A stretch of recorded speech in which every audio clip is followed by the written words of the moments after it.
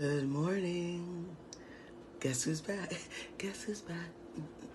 Back again. I made it back. Oh my gosh. Of course, I go on one vacation for the first time in a year and a half, 2 years actually, and hurricane. Yep, stranded in a hurricane. So what I want to share with you guys today about my adventures. This was my takeaway.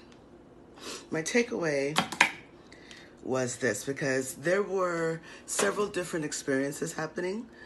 I flew up by myself, but I knew there was going to be people there. I knew that it's a coming together of a community, like the Inkwell, Martha's Vineyard. This is something that happens all the time. And it was my first time going. But I I knew that there would be other people there. And so what happens with that is you have other people's experience too, right?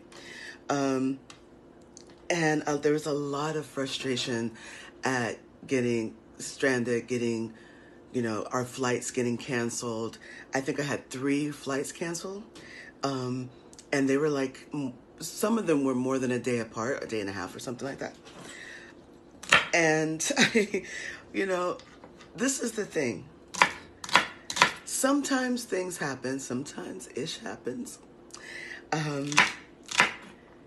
And you can play the blame game. You can project and make it everybody else's fault. Even on one flight, the attendant didn't show up. Like, we don't know what happened to her. She forgot, but they wouldn't take off. So that flight got canceled. Now, people were blaming the people at the gate as if they could control anything that this woman did or did not do. And so there was a lot of tempers flaring, a lot of people upset, and, I just chose to go with it. I was just like, well, there's a hurricane. I'm going to lay down. I'm going to rest some more. I'm going to read these books that I brought that I haven't been able to read for 2 years. And I just kind of thought, if anyone's to blame about this whole situation, it's myself. Because 1, I was excited for a vacation. 2, did I even realize it was hurricane season? No. Should I have known? Yeah. I went to college in Florida. I should know. Was I thinking like that? Nope, I was not. I was just like, vacay, let's go. And anything else is kind of ridiculous. So, sometimes we have to own it. We might not get the outcome that we want. We might not get the situation that we expected. And we might think that we did all the work. But if you haven't done all the work, and the work is kind of like what I did, just emotionally go through the whole thing, right? And then just own it, tell the truth.